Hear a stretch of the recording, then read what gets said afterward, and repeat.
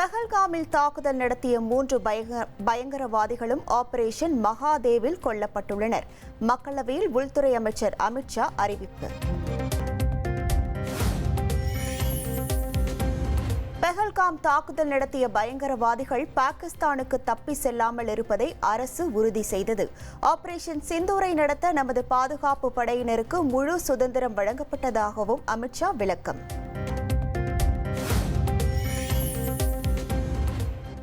தாக்குதல் நடத்திய பயங்கரவாதிகள் கொல்லப்பட்டது உங்களுக்கு மகிழ்ச்சி இல்லையா என எதிர்க்கட்சியினருக்கு அமித்ஷா கேள்வி. பாகிஸ்தானை பாதுகாக்க ப. சிதம்பரத்தை காங்கிரஸ் களமிறக்கிவிட்டுள்ளது எனவும் குற்றச்சாட்டு.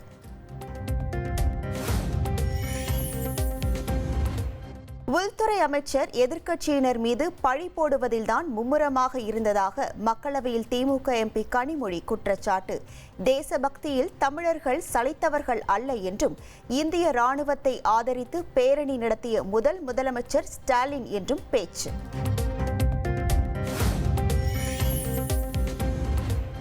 பொறியியல் கலந்தாய்வு 2ஆம் கட்ட முடிவுகள் வெளியீடு. புதன்கிழமை மாலை 5 மணிக்குள் ஒதுக்கீட்டு ஆணைகளை உறுதி செய்ய மாணவர்களுக்கு அறிவுறுத்தல். தமிழகத்தில் MBBS BDS படிப்புக்கு சிறப்பு பிரிவு மாணவர்கள் சேர்க்கைக்கு நாளை கலந்தாய்வு.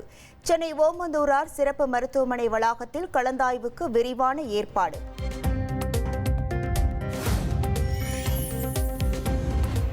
போக்குவரத்து துறையில் வேலை வாங்கி தருவதாக மோசடி செய்த வழக்கில் செந்தில் பாலாஜி தவிர வேறு யாருக்கெல்லாம் தொடர்பு உள்ளது?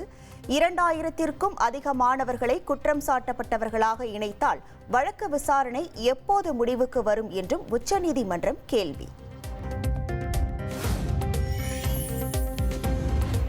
ஒரே நாளில் 14 தமிழக மீனவர்களை இலங்கை கடற்படை கைது செய்ததை கண்டித்து தங்கச்சிமடம் அருகே மீனவர்கள் திடீர் சாலை மறியல். இலங்கை சிறையில் உள்ள மீனவர்களையும் படகுகளையும் விடுவிப்பதற்கு நடவடிக்கை எடுக்க வலியுறுத்தல்.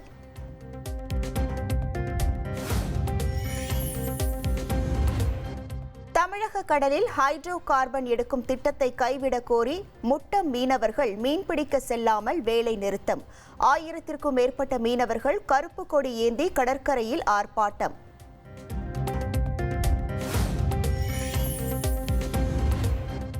கும்மிடிப்பூண்டி சிறுமி பாலியல் வன்கொடுமை வழக்கில் கைது செய்யப்பட்ட வட மாநில இளைஞர் திருவள்ளூர் போக்சோ சிறப்பு நீதிமன்றத்தில் ஆஜர்.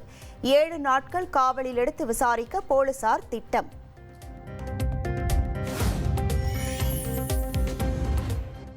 கோவில்பட்டி நகராட்சி அலுவலகத்தில் பெயர் மாற்றத்திற்கு 10,000 ரூபாய் லஞ்சம் வாங்கிய பெண் பில் கலெக்டர் கைது.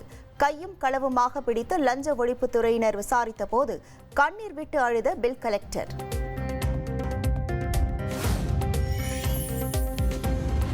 சென்னை அண்ணா நகரில் பைக்கில் சென்ற கல்லூரி மாணவர் கார் மோதி உயிரிழந்த சம்பவம். உயிரிழந்த மாணவருக்கும் கார் ஓட்டிய இளைஞருக்கும் முன்விரோதம் இருந்ததால் கொலை வழக்காக பதிவு செய்து தீவிர விசாரணை.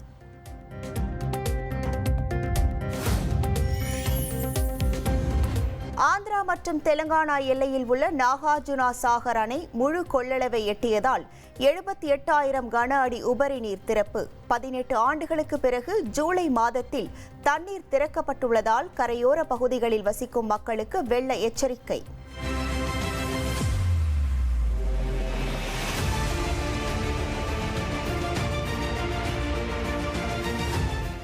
ட்ரெண்ட ஃப்ரெண்ட் ஆக்கிக்கோங்க. தந்தி டிவியின் சப்ஸ்கிரைபர்ஸ் அண்ட் ஃபாலோவர்ஸ் குடும்பத்துல நீங்களும் இணையுங்க.